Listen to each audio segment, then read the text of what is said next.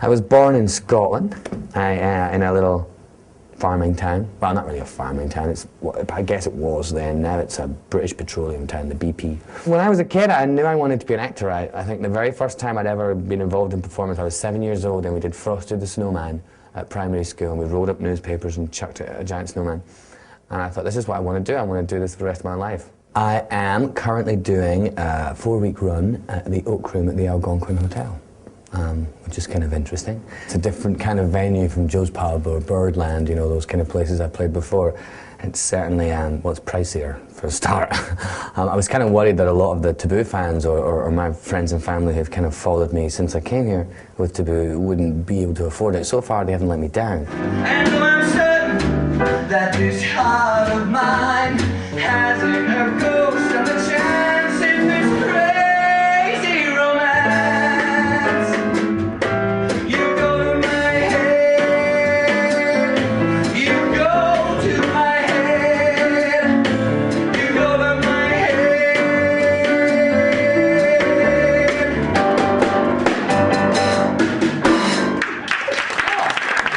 It's great. I mean, I'm really enjoying it. I'm doing a kind of the 70s and 60s standards as well as, you know, American songbook standards. It's kind of interesting that other people have different ideas of what the American songbook is depending on what period they were born in. For me, it was Joni Mitchell, the Carpenters, you know, Jim Reeves, that kind of folk music, that kind of folk country crossover music, because that's what my parents were listening to when I was a kid. So for me, the American songbook was always Joni Mitchell. She was, you know, she's my Gershwin, if you like. You can't get away from the soundtrack of your life. Everyone has a song. Everyone, even if they don't know it, you walk into that pub or that restaurant or that gym and you hear it on the radio and you connect immediately to a memory. It's kind of like smell for me, music. It's it's the sixth sense.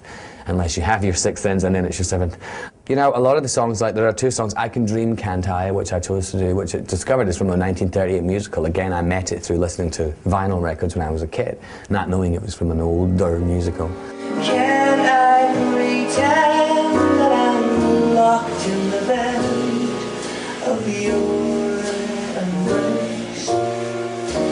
For dreams are just like wine, and I am drunk with mine. I never had any singing lessons in my life. I wasn't naturally, well, I was, I guess, naturally a singer, but it wasn't the choice I made in life. I went to college and studied Shakespeare and the Greeks and Chekhov, and, you know, I wanted to be Ian McKellen or Judi Dench, actually. I really love to sing American Tune. I really love to sing Hallelujah, and I really enjoy singing Roy Orbison's You Got It. One look from you, I drift away. I pray that you are here to stay. Anything you want, you got it. Anything you need, you got it. There's a lot you can do with sound today, you know, you really can. You can put a sheep in a studio and press the right buttons and make it sound like Christina Aguilera. I mean, you really can. It's really fascinating what you can do with technology. I guess I was kind of showing off, if you want the truth. I wanted to say I can sing. It's very vulnerable to not have a microphone or a mic stand or a pianist behind you or a bassist or whoever it may be. When it's just you in this tiny little room and you're singing a song, you really can have that relationship with the person. There's absolutely nothing in the way. And I dreamed I was flying, and high up above my eyes could clearly see the Statue of Liberty sailing away to sea. And I dreamed I was flying, for we come on the ship they call the Mayflower. We come on the ship that sailed on the moon.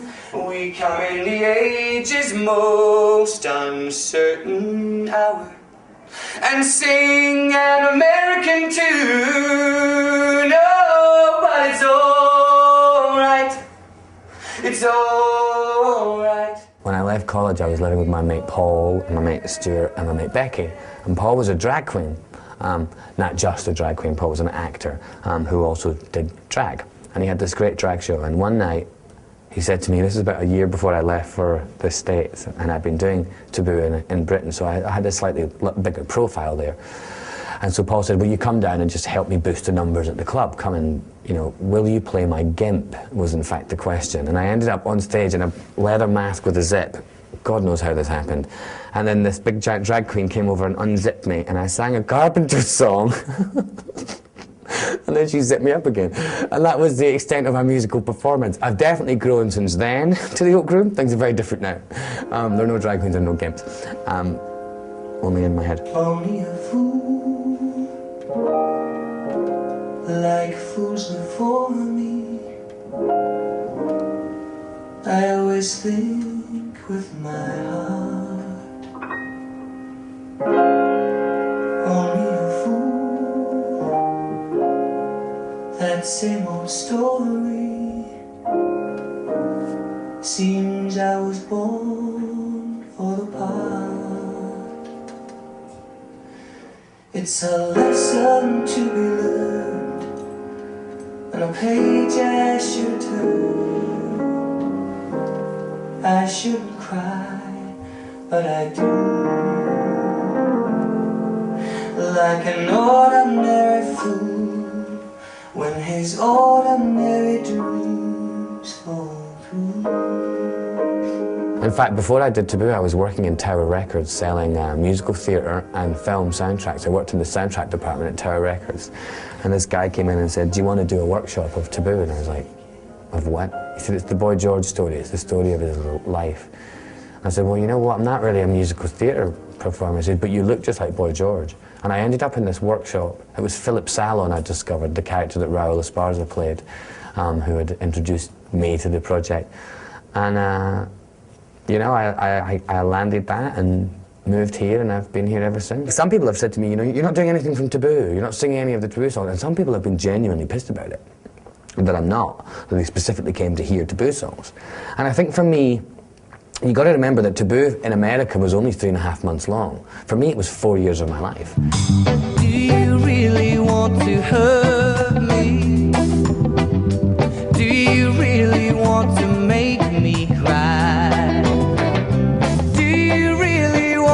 Hurt me.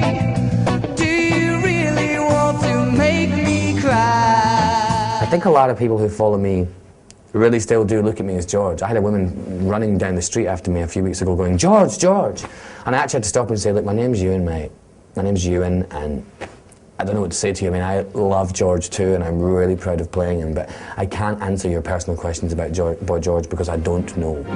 You always knew, mother, I was a stranger in this world. I've sung Stranger in This World now 2,011 times. Now I'm sure George has sung Carmen Chameleon 58,000 times.